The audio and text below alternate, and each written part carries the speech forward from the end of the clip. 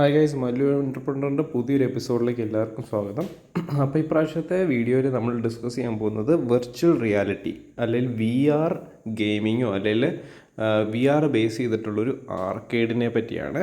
അപ്പം നമുക്ക് ഈ ആർക്കേഡെന്നോ VR എന്നൊക്കെ കേട്ട് കഴിഞ്ഞാൽ സംശയം തോന്നും, ഇതെന്താണെന്നല്ലേ.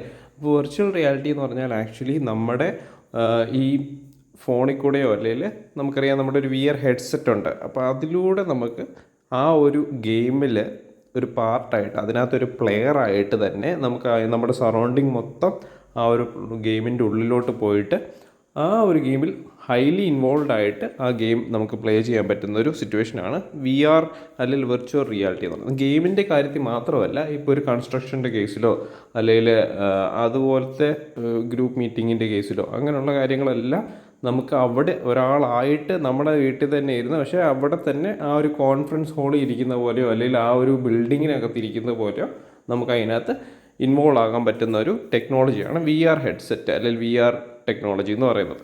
അപ്പോൾ അതിൻ്റെ ഒരു പൊട്ടൻഷ്യൽ എന്ന് പറയുന്നത് ഭയങ്കര ഇമ്മൻസ് ആണ്. അപ്പോൾ അതിൻ്റെ മാർക്കറ്റും കറൻ്റ്ലി ഭയങ്കരമായിട്ട് ഗ്രോ ചെയ്യുന്ന ഒരു മാർക്കറ്റാണ്. അപ്പോൾ അത് ബേസ് ചെയ്തിട്ട് ഒരു ഗെയിമിങ്, അതായത് ഒരു സാധാരണ ഒരു പഠിക്കുന്ന ഒരു സ്റ്റുഡൻറ്റിനോ അല്ലെങ്കിൽ ഒരു യങ് ആയിട്ടുള്ള ഒരാൾക്ക് സ്റ്റാർട്ട് ചെയ്യാൻ പറ്റുന്ന ഒരു ബിസിനസ്സാണ് VR ബേസ്ഡ് ആയിട്ടുള്ള ഗെയിമിംഗ് ആർക്കേഡ്. അപ്പോൾ ഗെയിമിംഗ് ആർക്കേഡ് എന്ന് പറയുമ്പോഴേക്കും അവിടെ നമുക്ക് ഇതെങ്ങനെയാണ് സ്റ്റാർട്ട് ചെയ്യുന്നത് വെച്ചാൽ നല്ല ട്രാഫിക് ഉള്ളൊരു ലൊക്കാലിറ്റി, ഒരു പ്രൈം ലൊക്കാലിറ്റി നമുക്ക് വേണം.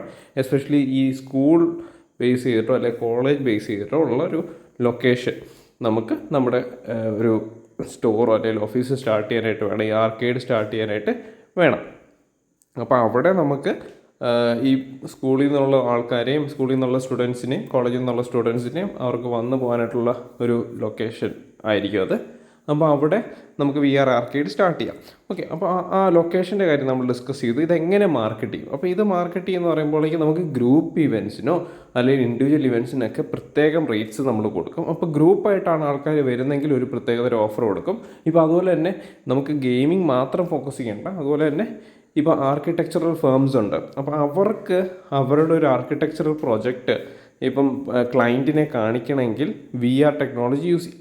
അതിന് വേണ്ടിയിട്ട് ഈ ആർക്കേഡ് അവർക്ക് യൂസ് ചെയ്യും. അതായത് നമ്മുടെ കടയിൽ വന്നു കഴിഞ്ഞാൽ നിങ്ങൾക്ക് നിങ്ങളുടെ ക്ലയൻറ്റിനെ വെർച്വൽ റിയാലിറ്റിയിൽ അവരുടെ ഒരു ഫിനിഷ്ഡ് ഹൗസ്, ആ ഒരു വീട് പ്ലാൻ ചെയ്ത് സ്ട്രക്ചറിനകത്ത് അവർ എങ്ങനെയാണോ നിൽക്കുന്നത് ആ ഒരു രീതിയിൽ അവരെ കാണിക്കാനായിട്ടുള്ളൊരു സൗകര്യം നമുക്ക് കൊടുക്കാൻ പറ്റും.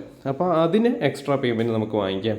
അതുപോലെ തന്നെ ഇപ്പം വർക്ക് ഫ്രം ഹോം ഒക്കെ ചെയ്യുന്ന ആൾക്കാരെ കാണാം, അവർക്ക് മീറ്റിങ്സ് നടത്തണമെങ്കിൽ അല്ലെങ്കിൽ വെർച്വലായിട്ടുള്ള ഓഫീസസ് ഉള്ള ആൾക്കാരുണ്ട്, അവർക്ക് മീറ്റിംഗ് നടത്തണമെങ്കിൽ നമ്മുടെ ആർക്കേഡിൽ വന്ന് മീറ്റിങ്ങിലിരിക്കാം. അപ്പോൾ ഡയറക്റ്റായിട്ടൊരു മീറ്റിങ്ങിൽ ഇരിക്കുന്ന പോലെ തന്നെ അവർക്ക് ഫീൽ ചെയ്യും.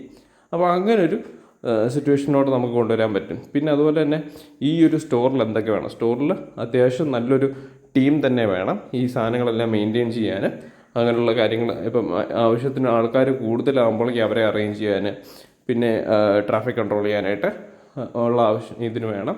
പിന്നെ ഒരു ഫുഡ് കോർട്ടോ അല്ലെങ്കിൽ റിഫ്രഷ്മെൻറ്റ് ഏരിയ വേണം. അപ്പോൾ അതനുസരിച്ച് ആൾക്കാർക്ക് കുറച്ചുകൂടി ഇൻവോൾവ് ആയിട്ട് ഈ ആർക്കേഡിൽ പാർട്ടാകാൻ പറ്റും. അപ്പോൾ ഇതിൻ്റെ ഒരു ചാലഞ്ച് എന്താണ്? ചാലഞ്ച് എന്ന് പറയുമ്പോൾ നമുക്കറിയാം VR ഹെഡ്സെറ്റിന് അതുപോലെ തന്നെ നമുക്കതിൻ്റെ PC ആണെങ്കിലും കമ്പ്യൂട്ടറൊക്കെ ആണെങ്കിലും അത് വാങ്ങിക്കാനുള്ള ചിലവ് വേണം. പിന്നെ അതിൻ്റെ മെയിൻ്റെനൻസ് കോസ്റ്റ് ഉണ്ട്. അപ്പോൾ അതൊക്കെ ഇതിൻ്റെ ഒരു ഇനിഷ്യൽ കോസ്റ്റും പിന്നെ റിക്കറിങ് കോസ്റ്റായിട്ട് വരുന്ന കാര്യങ്ങളാണ്. അതായത് തുടക്കം ഇത്ര എമൗണ്ട് നമ്മൾ കൊടുക്കണം, അതുപോലെ തന്നെ പിന്നെയും കണ്ടിന്യൂസ് ആയിട്ട് ഒരു 1 year കഴിയുമ്പോൾ ഇതിന് മെയിൻ്റെനൻസ് ചാർജ് വരും. അപ്പോൾ അതും കൊടുക്കണം. പിന്നെ ഇതിൻ്റെ മാർക്കറ്റിംഗ് ചെയ്യാനായിട്ടുള്ള കോസ്റ്റ് ചിലപ്പോൾ വരും, പോസ്റ്റേഴ്സ് ഉണ്ടാക്കേണ്ടി വരും. പിന്നെ അല്ലെങ്കിൽ നമ്മൾ ഹൈ ടിക്കറ്റ് ക്ലയൻസിനെ ചെന്ന് കണ്ട് അവരെ കൺവിൻസ് ചെയ്യണം, അപ്പോൾ അതിൻ്റെ കോസ്റ്റ് വരും. അപ്പോൾ അതൊക്കെയാണ് അതിനകത്തൊരു കോസ്റ്റ് വരുന്നത്, അല്ലെങ്കിൽ ചാലഞ്ചസ് ആയിട്ടുള്ളത്.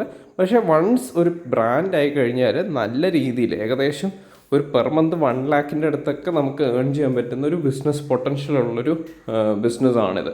ഓക്കെ, അപ്പം ഇതാണ് VR ടെക്നോളജി ബേസ് ചെയ്തിട്ടുള്ള ഒരു ഗെയിമിംഗ് ആർക്കേഡ് അല്ലെങ്കിൽ ഒരു മീറ്റിങ്സിന് ആർക്കേഡ് എന്നൊക്കെ നമുക്ക് പറയാം, ആ ഒരു ബിസിനസ് മോഡൽ. അപ്പോൾ ഈ ഒരു ബിസിനസ് മോഡൽ നിങ്ങൾക്ക് ഇഷ്ടപ്പെട്ടു എന്ന് വിചാരിക്കുന്നു.